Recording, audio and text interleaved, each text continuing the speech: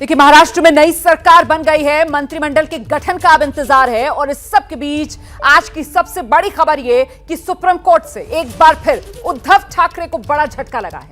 उद्धव ठाकरे की party floor test पर रोक की मांग को लेकर सुप्रीम कोर्ट पहुंची थी। शिवसेना के व्हिप सुनील प्रभु की तरफ से याचिका सुप्रीम कोर्ट में लगाई गई थी। अर्जी यह दी गई थी कि जब तक विधायकों की अयोग्यता पर फैसला ना आ जाए तब तक महाराष्ट्र विधानसभा में फ्लोर टेस्ट पर रोक लगाई जाए।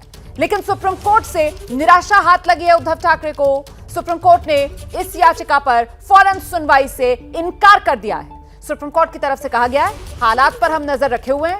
11 जुलाई को ही, जो पहले से तय तारीख है, इस मामले में सुनवाई होगी। तो एक बार फिर से उद्धव को झटका लगा है सुप्रीम कोर्ट से। इस सबके बीच बड़ी खबर यह कि महाराष्ट्र विधानसभा का विशेष सत्र 2 दिन का, उसे 1 दिन के लिए आगे बढ़ा दिया गया है। 3 और 4 जुलाई को अब यह विशेष सत्र बुलाया गया है। 3 तारीख को जो स्पीकर हैं उनका चयन होगा और फिर 4 जुलाई को माना जा रहा है कि सरकार का बहुमत परीक्षा।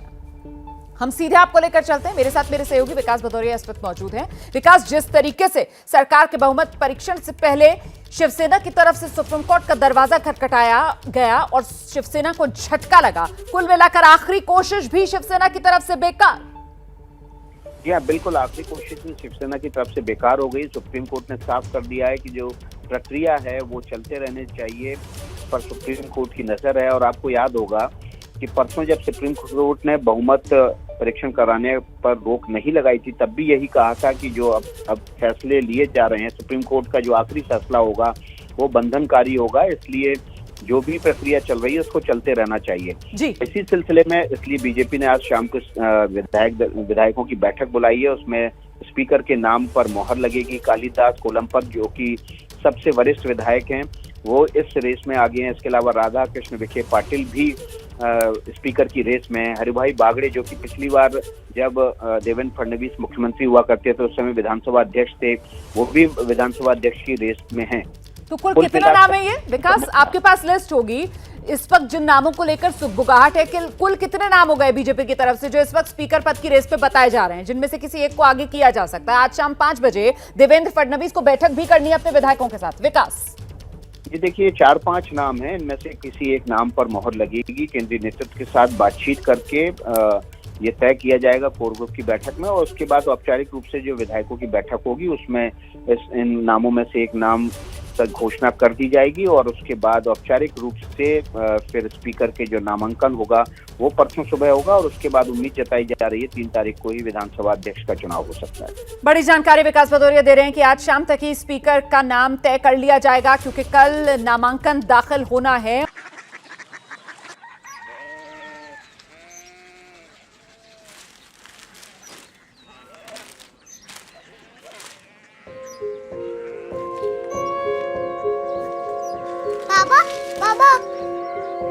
Korea city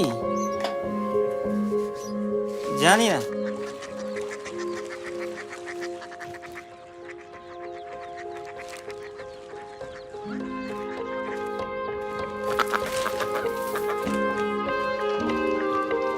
Korea city?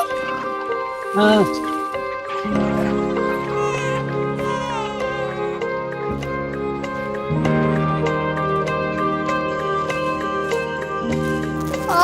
Korea city कहाँ पे है? शहर अंग्रेजी लगे हैं।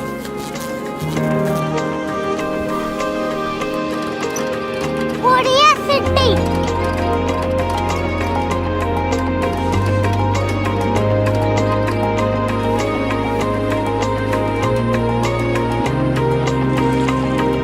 वो बहुत दूर है।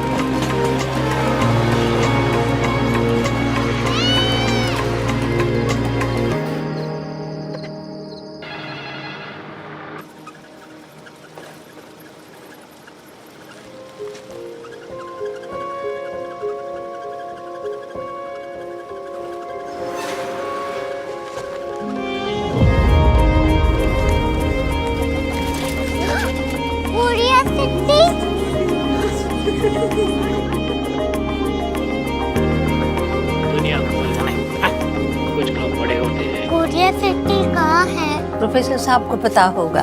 हो ये छोटा वाला ग्लोब लगता है और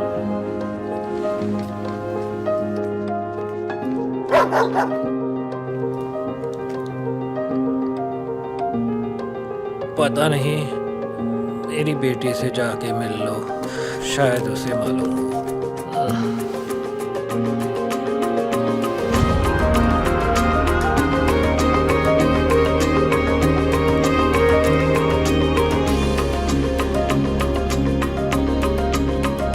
हाय, बाबा ने भेजा है। Come here. Korea city. Korea city नहीं, क्यूरियोसिटी। वो क्या? That's what brought you here. जो तुम्हें यहाँ तक ले आया। क्यूरियोसिटी।